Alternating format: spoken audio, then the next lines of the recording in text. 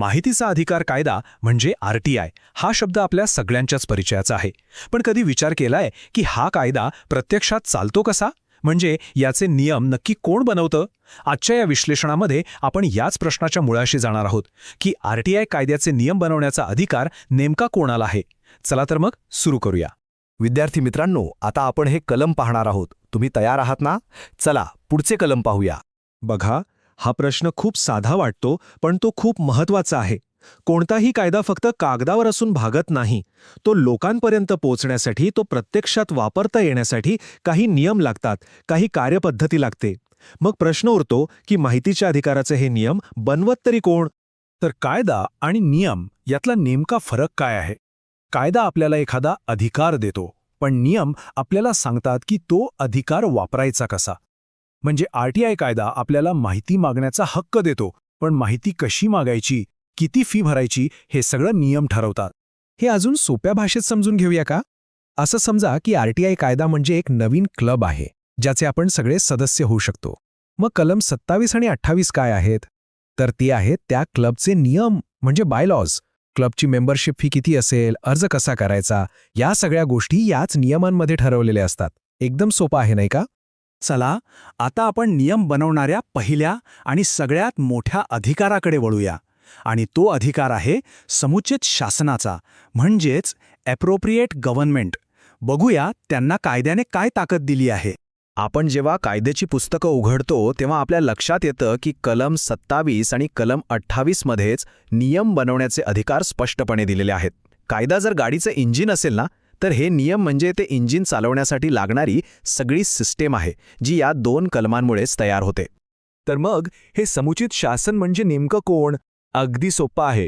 केंद्र सरकारच्या अखत्यारीत येणाऱ्या कार्यालयांसाठी केंद्र सरकार नियम बनवणार आणि राज्याच्या अखत्यारीत येणाऱ्या कार्यालयांसाठी राज्य सरकार. या दोघांनाही कायदा सुरळीत चालावा यासाठी नियम बनवण्याचा पूर्ण अधिकार आहे. आता बघा, शासनाचे अधिकार किती व्यापक आहेत. म्हणजे अर्जाची फी किती घ्यायची किंवा प्रिंटआउटसाठी किती पैसे लावायचे, इथपासून ते माहिती आयोगातील कर्मचाऱ्यांचे पगार आणि भत्ते काय असतील आणि अपील कसं करायचं याची संपूर्ण प्रक्रिया काय असेल, ह्या सगळ्या मोठ्या आणि महत्त्वाच्या गोष्टी ठरवण्याचा अधिकार शासनाला आहे. म्हणजे ते एका अर्थाने संपूर्ण व्यवस्थेची चौकटच तयार करतात. आता आपण नियम बनवणाऱ्या दुसऱ्या संस्थेकडे येऊया. ते म्हणजे सक्षम प्राधिकारी किंवा कॉम्पिटंट अथॉरिटी. शासनाच्या तुलनेत यांचे अधिकार थोडे मर्यादित आणि अधिक विशिष्ट आहेत. पाहूया कसे ते. सक्षम प्राधिकारी ही संकल्पना खूप इंटरेस्टिंग आहे. याचा अर्थ प्रत्येक स्वतंत्र संस्थेच्या प्रमुखाला, म्हणजे अगदी राष्ट्रपतींपासून ते राज्यपाल, विधानसभा अध्यक्ष आणि न्यायालयांच्या मुख्य न्यायाधीशांपर्यंत या सगळ्यांना त्यांच्या स्वतःच्या संस्थेपुरते RTIचे नियम बनवण्याचा अधिकार दिला गेलाय. यामुळे काय होतं तर अधिकारांचं विकेंद्रीकरण होतं. यांचे अधिकार शासना एवढे मोठे नाहीत. सक्षम प्राधिकारी मुख्यत्वे त्यांच्या संस्थेत येणाऱ्या अर्जांची फी किती असावी, माहितीच्या प्रतींसाठी लागणारा खर्च कसा ठरवायचा आणि अपील करायचं असेल तर त्याचा अर्ज कसा असेल यावर लक्ष केंद्रित करतात. म्हणजे यांचे अधिकार जास्त प्रक्रियात्मक आहेत. बरं, आत्तापर्यंत आपण दोन्ही बाजू स्वतंत्रपणे पाहिल्या. आता त्यांना समोरासमोर ठेवून त्यांची थेट तुलना करूया. म्हणजे त्यांच्यातला फरक आणि साम्य दोन्ही एकदम स्वच्छ दिसेल. ही तुलना खूप महत्वाची आहे. बघा, डावीकडे आहे समुचित शासन, जे संपूर्ण व्यवस्थेसाठी नियम बनवतं, अगदी पगार आणि सेवेच्या अटींसारख्या मोठ्या गोष्टी ठरवतं. तर उजवीकडे आहेत सक्षम प्राधिकारी, जे फक्त आणि फक्त आपापल्या संस्थांपुरते नियम बनवतात आणि तेही मुख्यतः फी आणि अर्जाच्या नमुन्यांशी संबंधित.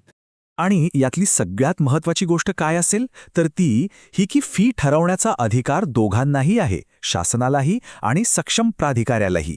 यामुळे प्रत्येक स्तरावर नियम बनवले जातात आणि कायद्याची अंमलबजावणी कुठेही थांबत नाही. चला, आता सगळ्यात महत्त्वाच्या भागाकडे येऊया. हे सगळे नियम, फी, अधिकार या सगळ्याचा आपल्यासारख्या एका सामान्य नागरिकावर काय परिणाम होतो, जो माहिती मिळवण्याचा प्रयत्न करतोय? हा आकडा बघा, 5 रुपये. हे काय आहे?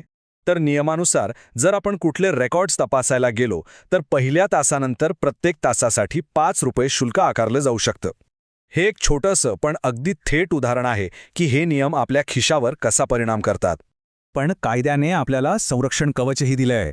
पहिली गोष्ट, कोणतीही फी वाजवी असली पाहिजे, अवास्तव नाही. दुसरी, जर एखादी व्यक्ती दारिद्र्य रेषेखालील असेल तर तिला कोणतीही फी लागत नाही. आणि सगळ्यात महत्त्वाचं, जर माहिती अधिकाऱ्याने 30 दिवसांच्या आत माहिती दिली नाही तर ती माहिती आपल्याला पूर्णपणे मोफत द्यावी लागते. हीच नागरिकांच्या हक्कांची खरी ताकद आहे. आणि हे वाक्य या सगळ्या चर्चेचं सार आहे. कोणी कितीही नियम बनवले तरी ते मूळ माहितीच्या अधिकार कायद्यापेक्षा मोठे ठरू शकत नाहीत. जर कधी नियमांमध्ये आणि कायद्यामध्ये मतभेद झाला तर नेहमी कायदा जिंकणार. कायदा हाच सर्वोच्च आहे. आणि मग शेवटी एकच प्रश्न उरतो. एका बाजूला कायदा चालवण्यासाठी नियम आवश्यक आहेतच, पण दुसऱ्या बाजूला हेच नियम नोकरशाहीच्या अडचणी वाढवून माहिती मिळवणं अधिक अवघड तर करत नाहीत ना? थोडक्यात काय, हे नियम माहितीच्या अधिकाराला मजबूत करतात की कमकुवत? विचार करण्यासारखा प्रश्न आहे, नाही का?